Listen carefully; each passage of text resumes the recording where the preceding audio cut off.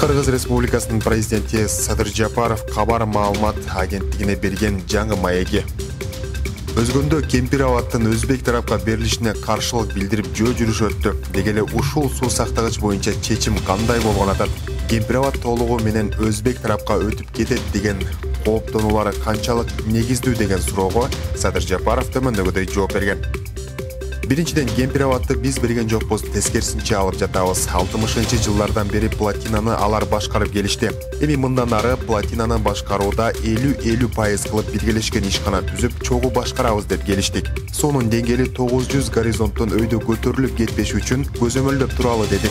Гөлдөн насос менен айылдарга суу тартып алууга мүмкүнчүлүк түзүлдү. Буга чейин мындай мүмкүнчүлүк болгон эмес. Эми тарыхый архивдик кагаздарга таянсак, 1965-жылы платинаны өзбек тарап курган. Биз бир тыйын акча салган эмеспиз.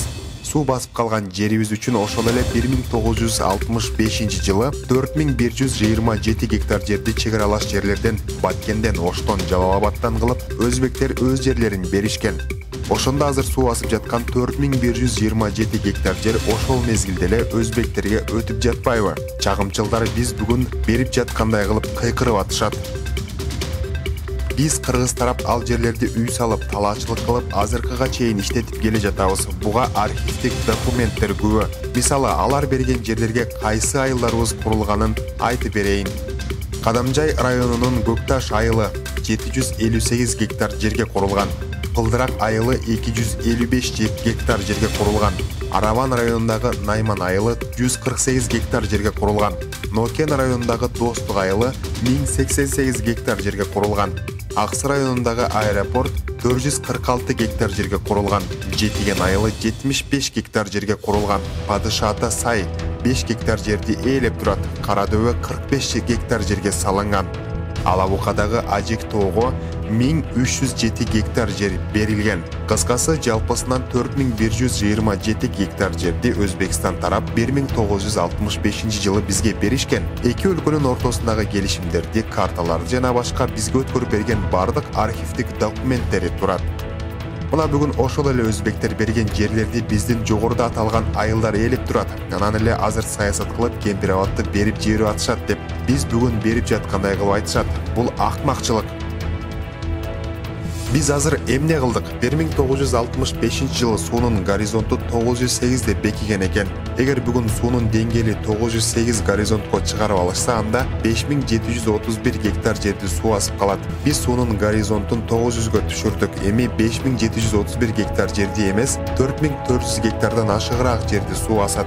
Кошуналар 4127 гектар жерди 1965-жылы беришти да. Ошондо ортодо дагы 300 гектардан ашыгыраак жер айырма болуп калды. Биз ушул 300 гектар жер үчүн 1000 гектар жер алып атабыз. 500 гектар өзгөнүн аймагынан, 500 гектар Сузактын аймагынан. Мындан сырткары суу тартылаганда жээгинен 1246 гектар жер бошоп толугу менен бизге өзү өтүп жатат. Калган талаш болуп келген жерлердин дээрлик баары бизге өттү. Муну азырынча мен айтпай турайын. Жогорку кеңеште карала баштаганда күбө болгонсуздар. Ачык каралат, түз эфир болот. Ошондо азыркы бир күндүк жеке кызыкчылыгы үчүн өзүн пиар кылып жүргөндөр катуу уят болушат. Элдин 99,9% бизди колдооруна мен бөркүмдө ишенем. Бир күндө эмес, 50-100 жылды алдын ала көрө билип, туура жол менен кетип бара жатканыбызга күбө болосуздар. Биз бир эле өзгөн менен чек ара маселесин чечип жатканыбыз жок. Эки өлкөнүн ортосундагы 1400 километрден ашык узундуктагы чек ара маселесин чечип жатабыз. Биринчи орунда жалпы мамлекеттин кызыкчылыгы турушу керек. Чагымчылдар ушуну түшүнүп туруп эле элди тескери жакка бурганга аракет жасап жүрүшөт. Канча жолу аларга түшүндүрдүк, түшүнүп туруп эле түшүнгүсү келбейт экен. Аларга эптеп эле чыр чыгарып, өлкөгө бүлүк салыш максат экен.